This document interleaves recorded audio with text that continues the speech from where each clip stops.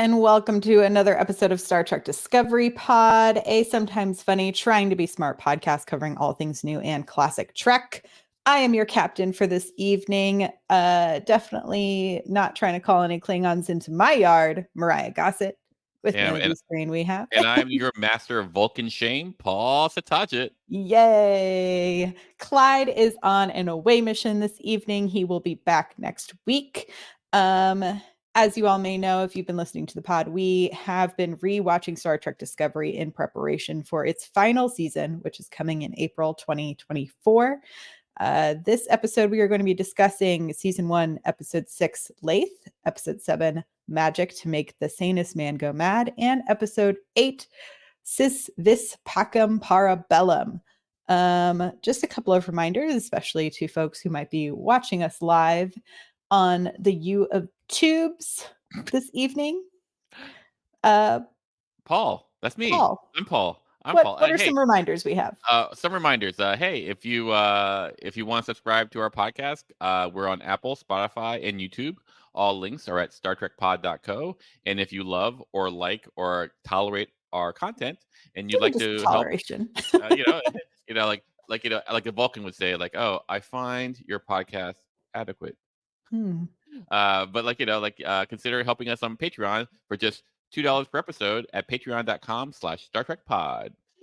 Indeed, a little goes a long way. We really do appreciate it, because if you guys don't know, it takes actual money to run this podcast. We got to pay for things like our website hosting, the software we edit on, this platform. Our private jet. Definitely a private jet. Our G5. So that we can record from exotic locations whenever needed. So we do appreciate y'all's support. If you are watching us live on YouTube, you can participate in the live chat. We would love if you did. If you have questions, comments, concerns, thoughts about these particular episodes, you can just drop in the chat, capital P, capital O, capital D, capital pod in the chat if you want us to pay attention to what's going on. Otherwise, have fun, chit chat with the other people hanging out with us this evening. And if you're listening to us, hey, we appreciate you, listeners. You've been downloading with us for a long time. You've been hanging out with us since the early days before live streaming, all these things, before even I was on here, some of you. That's crazy to think about. And we appreciate you. So maybe you drop us a review on Apple Podcasts or on Spotify, or shoot us an email via StarTrekPod.co. Tell us what you think about these episodes. We would love to hear from you as well. Okay, I think it is time for us to jump into another new video / bumper. If you're listening to the audio, we'll describe what's happening on the screen when we come back. I had a good time making silly little videos. So let's get ready for Rapid Riker.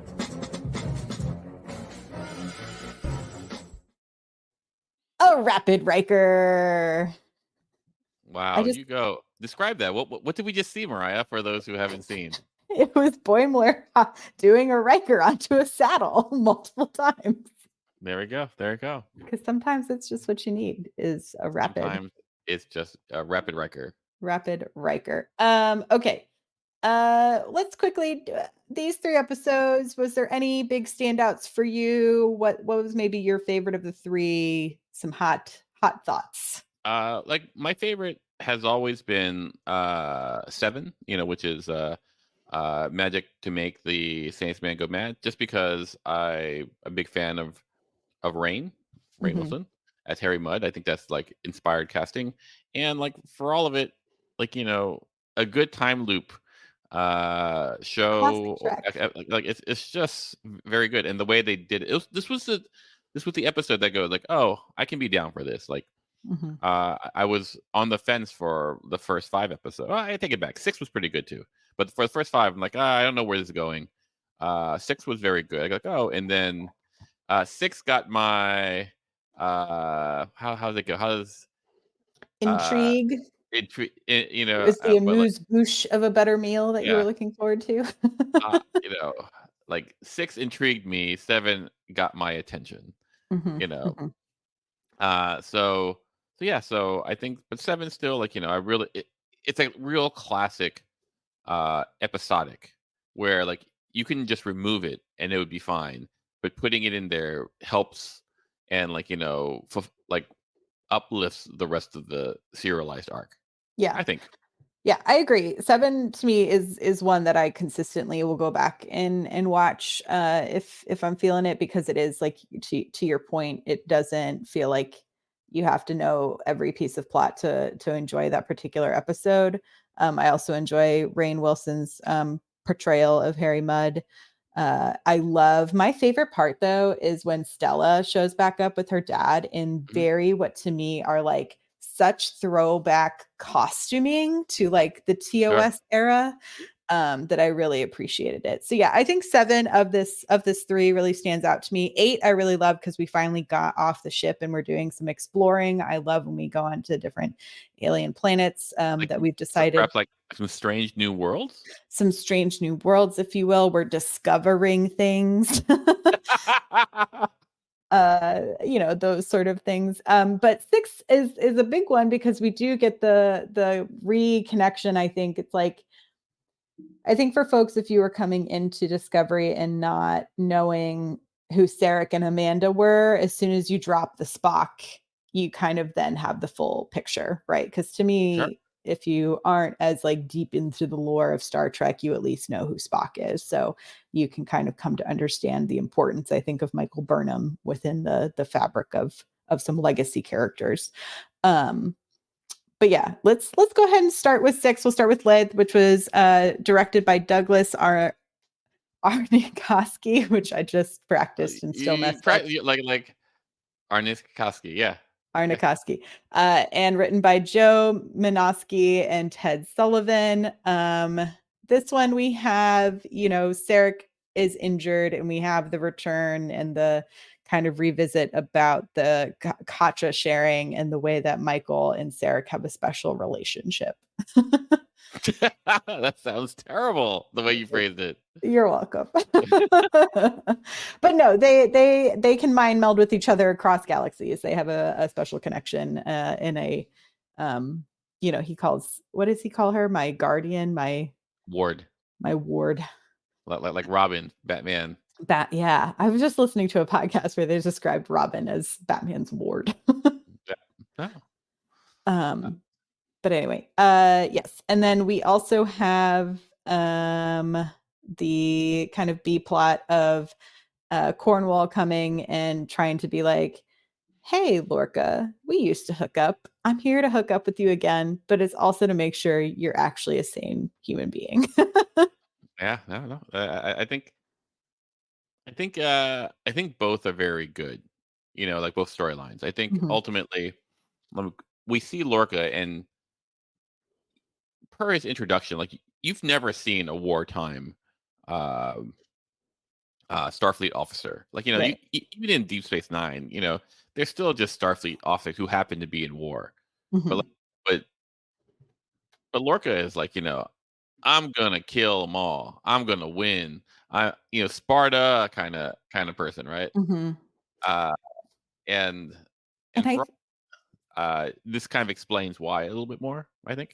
Yeah, I mean, the other thing is, this is definitely the episode where you start to realize like this Lorca perhaps is not the Lorca that everyone knows. It is hard to separate that in my mind, coming into it in this way, but it is odd to me to see Lorca at the beginning of this episode tell Ash Tyler, like, hey, you better not kill my girl. I'm putting you in charge.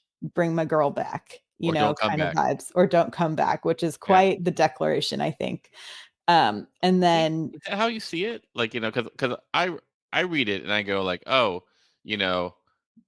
don't fuck up, because I don't tolerate that. It feels very like, it felt so, to me, it's like I'm breaking the rules because this is someone I care about, and this is like the continued escalation of that. Yeah, I don't know. Maybe I can see it. I can see how it could be interpreted that way. But I can see it on the level of like here are two jocks who are like, this is what. Don't F it up. Yeah, like it's what you say to like really like hetero men to each other, like like who play football together. I don't know, Yeah, I mean, to me, it read very like, I care deeply about this person, and that's why we've ignored the orders of an admiral. I'm sending my head of security on this mission to make sure that you return her. And Tilly, moral support, and also very smart. I think this is the one too that opens with Tilly and Burnham running through the decks, giving us that iconic disco T-shirt line, which has now been adapted for multiple other ships, and I really love the costuming. Looks great. I know there was a lot of controversy about the costuming at the start of Discovery, but I've been really enjoying it. What did you think of the Vulcan Expeditionary Group rejection memory as our plot device for this like character reveal? I really like. I remember the first time I saw this, and I was going, okay, I don't know what's happening. I don't know why. It seems weird that that Sarah keeps on looping this moment. But it never occurred to me that the way that they resolve it, where Burnham gets to hear what Sarek, was told and had to make the decision. And I was like, oh, that's pretty slick. Yeah, I thought it was pretty slick. Like, I've used the word titrate, in my life in chemistry, but I've never heard the word titrate used in life until you're like, oh well, humans, they need to be titrated, and and I'm like, oh, what a great word. What a great word. It sounds like clinical and could definitely be racist if need be, but it's just such a great. So that for those who remember the episode or don't remember the episode, basically Sarek was given a choice because Burnham is human and Spock is half human. The Expeditionary Force not really eager to bring humans along for the ride, literally. So they go, but they could not deny their excellence. So the head guy goes, you get a choice. You get to pick your son or your ward. And like Sarek is like, that's an impossible choice. And I go, well, you made it. But it puts him in the Vulcan shame spiral, which I love. I thought it was very interesting to see a Vulcan shame spiral where he was just like, and it was because he was like, I thought I made the logical choice, but then my son decided to like screw it all up at the end. And then my logical choice didn't. But here's the thing, here's what I really loved about it. Why did he choose to tell Burnham no? They just said no. Because that is such a dad move to be like, I can't tell you I had to sever the baby in half. I would rather you just think that they made the decision instead of me. And what's really interesting is like you make that choice because and this is what it looks like. I don't know if it is but Sarek made that choice because Spock is his real son versus which is a cold and interesting thing to have a discussion about. I think that's really here's this woman who shares his Katra. Right. It's like she is a part of your soul. That's right. And then there's your son who has your DNA. And he chooses the son, which has all this implication with oh well, is it a sex thing where here's the boy versus a girl? Is it a genetic thing because secretly you think Vulcans are superior, or all these things come into play? I'm sure he thought about all of them. Yeah, because it doesn't seem like it's a flip of a coin. Because he could have just said to her, "Oh, it was a flip of a coin," or "I chose Spock." Whatever the reason is, he's ashamed of it. That's what's so crunchy about this episode. Is here's Sarek, doing something that he's shameful of, and I go oh well, that's an interesting wrinkle. That's a worthwhile. Addition to the lore, because you don't get to see that. You don't get to see people like wrestle, not often. Like you get glimpses, but like in this particular way, like I Personal always go back. moral quandary. Yeah, I always go back to Pale Moonlight in Deep Space Nine because that's where Cisco basically goes, "I'm going to trick the Romulans into getting into the war. It's going to cost millions, hundreds of millions of Romulan lives because I want to win, but that's worth it." So like hundreds of Romulans die because or go to war because of Cisco, and Cisco's like, "Yeah, that sucks, but I'll do it again because I gotta win." And you're like, "Oh, that's a bummer," but like, but For Sarek, he's like, I have to make this choice, and I've made it a million times in my head, and ultimately it was screwed over in the yeah, end by not yeah, my own choices. yeah, it's beautiful. So I really respect that storyline. Like the way, like I really like it when a storyline like gives you something that is new. Like and so what Discovery does oftentimes is like puts a different for all of it, like in TOS or the 90s era Star Treks, things are morally clear. Like you can do a bad thing, but you're still a good person. Here, is this a bad thing that he's done? It's messy. And I think in some ways, and this is probably w- why some people don't like Discovery or like have a resistance to it, is because Discovery is by choice messy.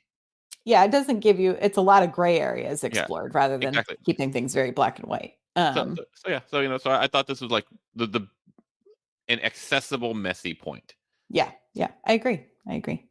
Um, and then we ultimately move with Lorca and Cornwall, who hook up, and she sees scars on his back, and I think has the inkling of like, I don't think this is actually the same person, especially when she's just like, this hookup was not the same as our last hookup, which I thought was a very interesting But but detail it to point but they out. hooked up Yeah. like 20 years ago. Like, Yeah. if you were to hook up with someone you hooked up with 20 years ago, I would so hope it would be different. and with 20 years you can fall down and get like a, Yeah. a scar or two. So like oh, you're different because you hump differently. I don't know. I don't know. But what was so shady to me was then when he's like, Cornwall can go to this Klingon thing that is very obviously a trap. Sure, sure. Like, so I thought that was an interesting way for him to, I think, see someone who was now a potential threat and to remove that potential threat Yeah, no, to I thought that's like, revealing his and when identity. like Saru goes like, "Hey, are we gonna rescue her?" and he goes, "Nope." Nope, we're gonna follow Starfleet orders, even though Yeah, we literally just spent this whole episode ignoring them. like I think what was really funny about that, or good about that, watching it the first time, is like, oh well, here's this person who is doing something that seems so apparently benefiting them. He hmm was gonna lose his command. She hmm goes, "We're gonna take it away, and you're gonna have to go do real therapy."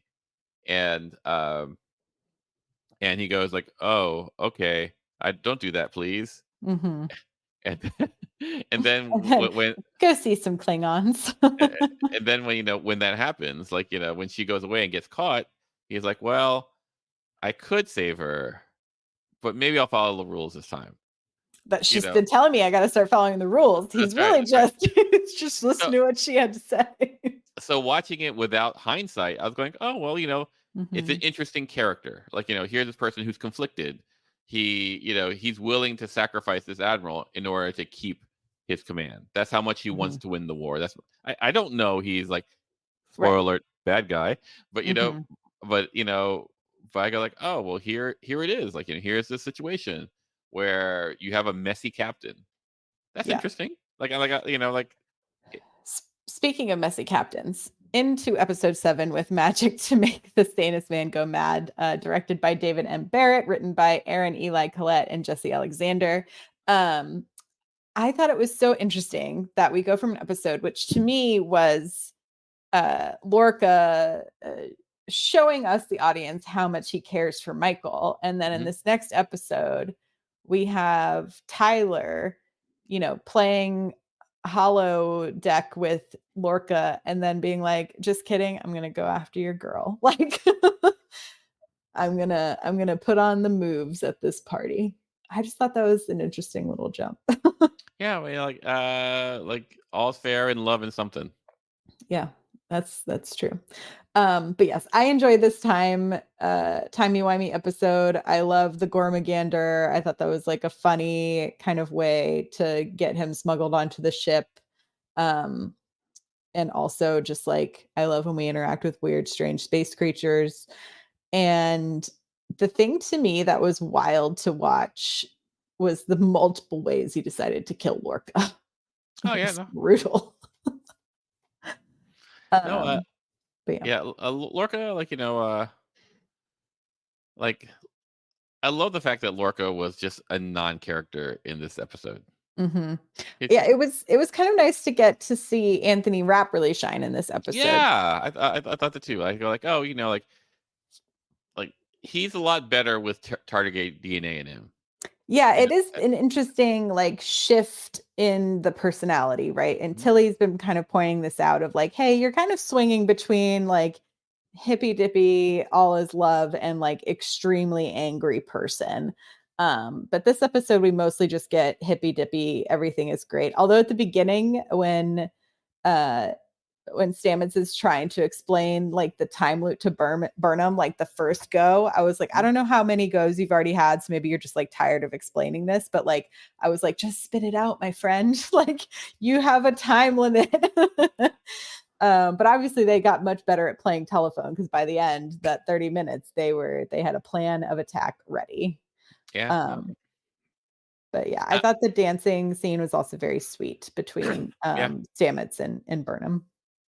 yeah. I I think the thing that I don't really understand is why Stamets said, "Hey, it's me. It's gonna be May." That's what you're missing, Oh, like May. when he approached, yeah. I mean, I think at that point he had seen everyone die so many times, he might have been like, I just need this to stop. I don't know. I don't, like does that seem like that'd be right? Is that what you would do? I mean, no, I would have lied and said it was, something else at that Yeah, point and then like locked him in a weird room. I don't know, but yeah, it's a hard thing to say when you only have 30 minutes of time each time and how many times you've been through that, you know. I don't know. Like if I was in a 30-minute time loop, I don't know. Like you have the Groundhog Day bit, right? Mhm. Where you go, oh, I'm gonna live forever. So I'm gonna just eat all the pancakes. I'm gonna eat, I'm gonna eat all the steak. I'm gonna drive off a cliff. It does nothing matters. And so, like, for Stamets to go like, oh no, I can't see my friends die one more time. No, I know. So that was the only part where I was like, you could have found another way.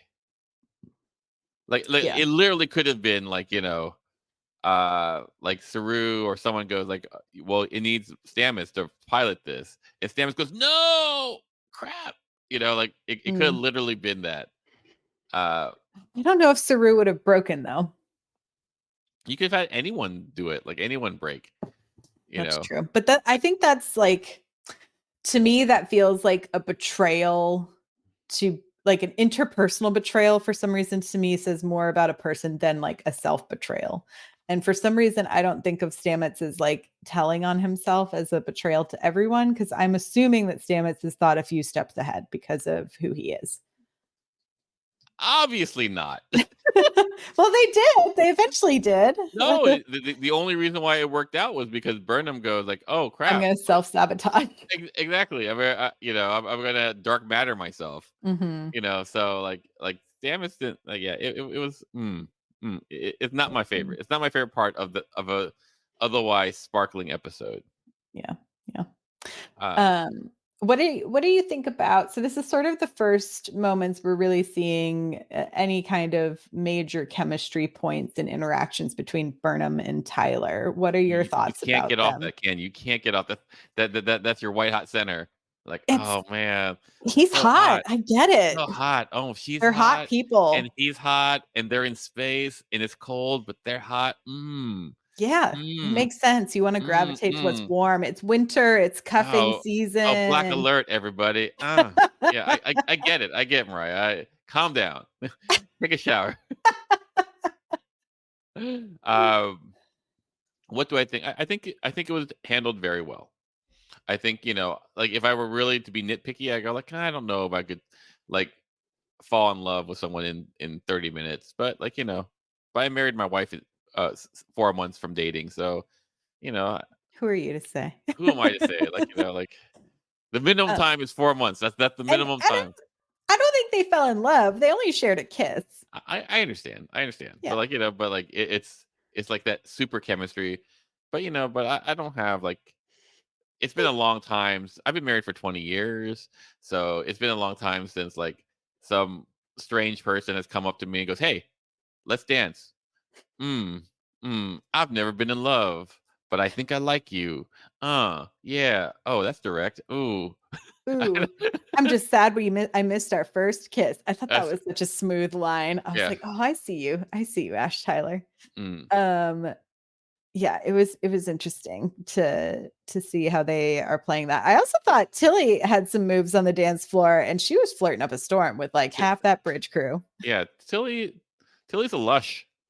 She's having a good time at a party. Yeah. Tilly knows Yeah. how to party. Yeah. No. Yeah. She's got it.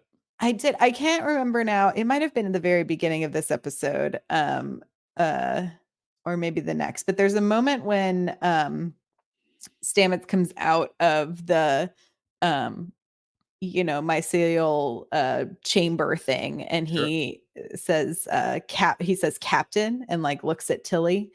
And I was like, oh, is this like a little Easter egg for when we get to Captain Killy?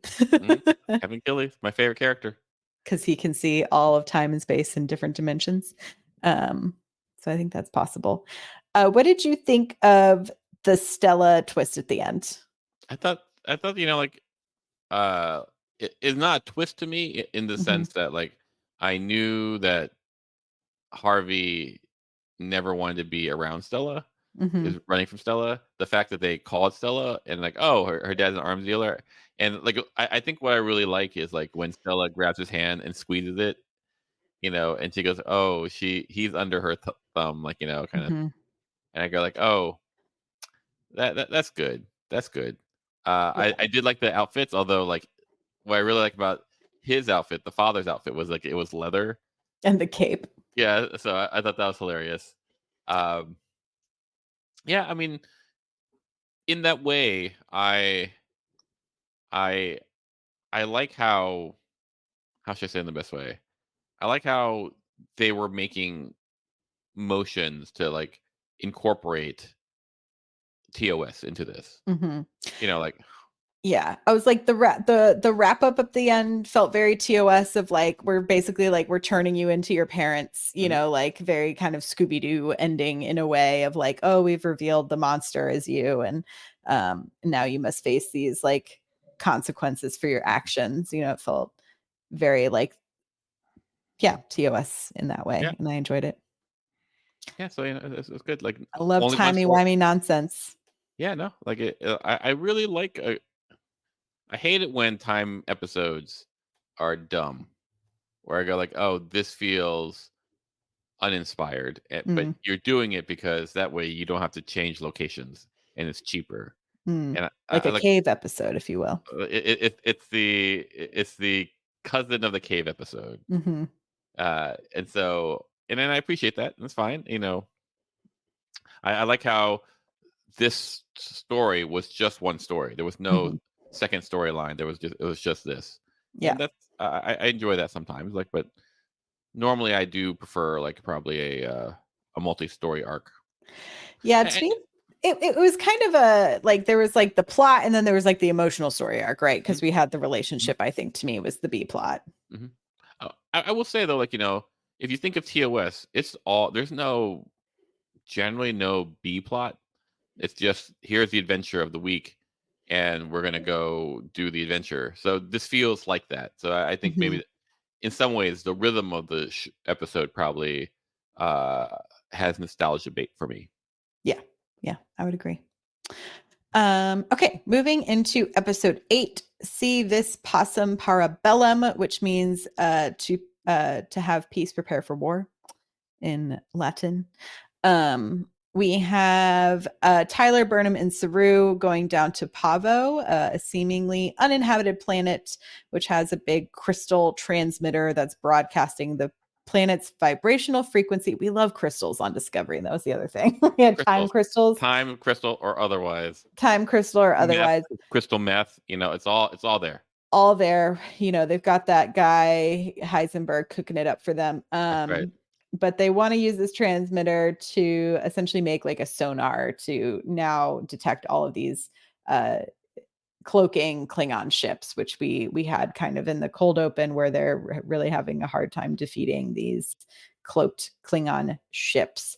And so we finally get to go off ship, and we're on a planet, and everything is kind of bluish, and Saru is like, everything is too loud. I'm hearing all these frequencies, and then these sort of like amorphic of the wind sparkly beings appear and mind meld essentially with Saru, and he's like, everything is peace and love on this planet, and then he crushes the communicators, and then he's like, and I ain't leaving.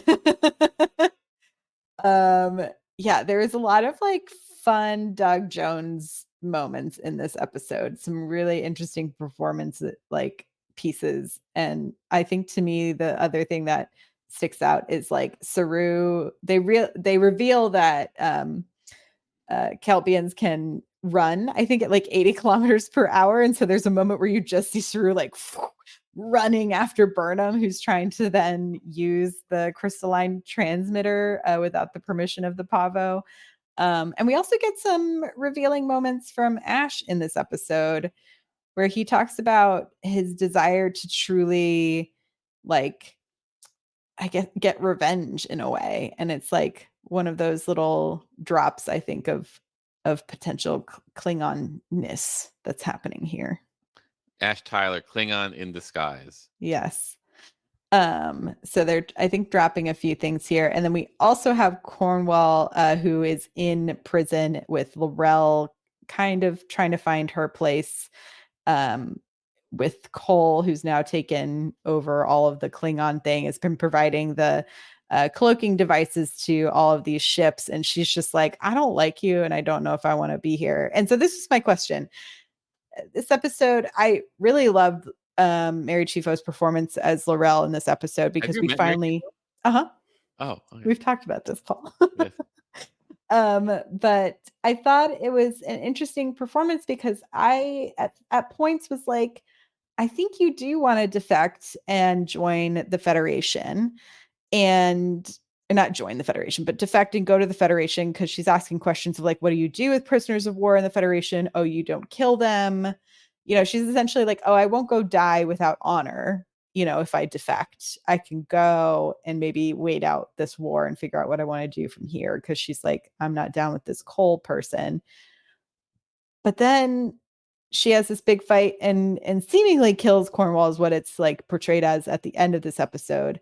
But then she goes to dispose of the body and sees the body of all of her bodies of all of her friends that have been killed by Cole.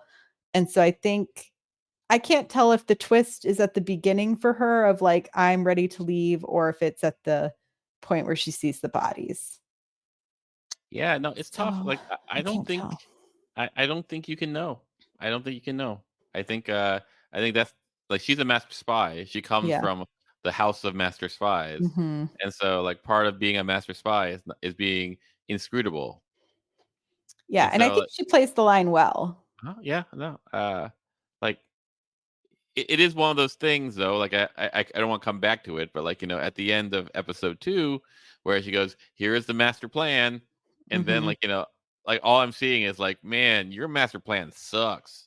Right. So is this like a part of the master plan? Exactly. I don't know. Or is this like, no offense, like a J.J. Abrams style Lost, where like, oh, here's a great concept and we are lost. It's in the title. We don't know where we're going. We're lost. And so I wonder if this is that type of case where like, where she's just at some point you're just winging it, right? You go in with a plan, it was going to be great. Whoops, you know, my Klingon in disguise doesn't remember that he's a Klingon in disguise. Like the guy I I bent the knee to is like so much suckier than I thought. The Joffrey of Klingons. Yeah, the Joffrey of Klingons, truly. Yeah, it's hard to tell, and I'm enjoying watching the reveal and getting to see more every time I get a glimmer of like the Klingon situation, I'm excited by it. But No, you're a Klingon lover. I am. I love A Klingons. Klingon file. A Klingophile. Klingophile. The other thing that kind of happens in this episode is Burnham and Tyler have a bit of bonding time on planet while Saru is seemingly trying to communicate with the Pavo, but I think is just being brainwashed by them, where he's kind of talking about like, oh, I want to go back to Seattle and fish. Have you ever had fresh grilled trout from, very like, I'm a man of the woods, who just so happens to also be an orphan. And it's very like, I don't know. And then she's like, she is essentially like, I'm probably going to go back to prison. So is this even worth it? It's like, I want to stop this war, but is me pursuing any kind of relationship with you even worth it? The answer is yes, because everyone needs vitamin D. Also, you can have a pen pal, have that prison pen pal going. Yeah, how's that going to work out for you? I don't know. Anyway, I think one of the things that, like, not to be like anti-discovery, one of the things when I watch this episode, I go, oh, they really have no idea what they want to do with Saru, do they? They're searching. They're searching. They're going like, oh man, we got nothing. We got this. We got Doug Jones, and we got this prosthetic, and Doug is a trooper for putting this on every single shoot. But like, holy crap! Like we got nothing. We got to find something quick before, and they did. And like I think through like once they got rid of his ganglia, because I think somewhere along the line they go like, oh, you know what? Cowards don't make good Starfleet officers.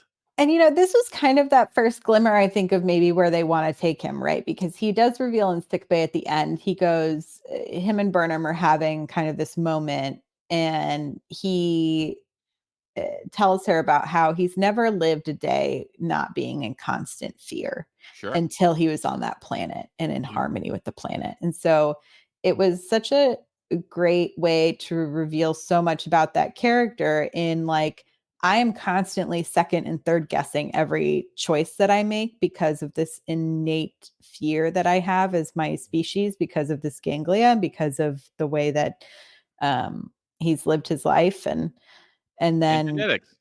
genetics, right? And then to have that like breath of freedom that he's now tasted. And it's like, what I wonder if that really plants that seed for Saru of like what is possible going forward. And I think it definitely planted the seed for the writer's room of what's possible for this character going forward, right? I mean, I think like coming up with the Saru character, I go like, oh, imagine a tentative officer, someone who's will always be unsure because that's their species. I think like if you're making interesting to play with, right? Yeah, if you're making messy Star Trek, well, that's messy. Yeah. Like if you're making TOS, you don't want that. No, that breaks the formula too much. Yeah. But yeah, and then we end with the Pavo people, like Burnham and they all leave the planet thinking they've accomplished their mission, and Saru's like, I'm gonna have to get over this. But the Pavo, who are so linked to the idea of harmony, and after learning the concept of war from their mind meld with Saru, have decided to take it upon themselves to try to bring peace to the Federation and the Klingons, and is now called the Klingons to the planet. And Discovery is like, we're the only line of defense for this planet, and now we must stay here. And that was our cliffhanger ending. Yeah, no, it's interesting. Like, it's this side, like I think America gets the rap of like, oh, sticking its nose in conflicts that it doesn't really. What? Like unjustly so. How about that? So yeah, like it's it's interesting. I don't know if it played enough where I could warrant that, like where Mm, the public goes, oh, we're just so much better. It does reminisce, what do you call it? Resonate with mhm, what I think were the organons or something, like in TOS, where basically there are a bunch of like these hyper evolved beings, and uh the, they were fighting for a planet, and mhm. then they basically, like, the Klingons and the Federation were going to go to war over this planet, and then they made everything like super hot, like you couldn't touch anything. They're like, And, now we're undesirable. like you couldn't touch you couldn't touch your phaser, or you Mm, couldn't move everything.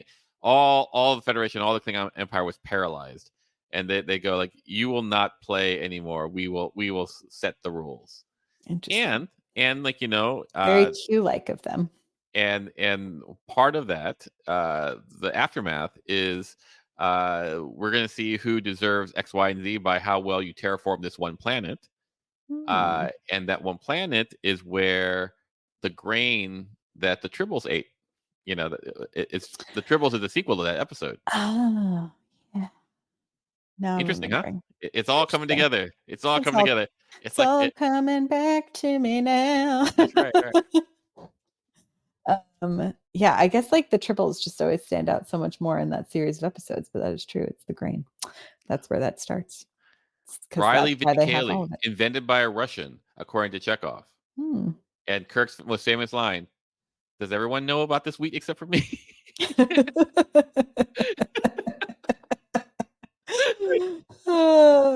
That feels like a line that would be really good to use at a dinner party when everyone's talking about like a Real Housewives thing that I don't understand. Oh, for sure. Yeah, I know. uh, Yeah, so like any you go. Oh, I was just gonna ask any other thoughts on these 3 episodes? Yeah, I mean, I think these 3 episodes. I wasn't like a big fan of episode 8. Mhm. It just seemed like a hodgepodge to me, and I understand, uh, its focus.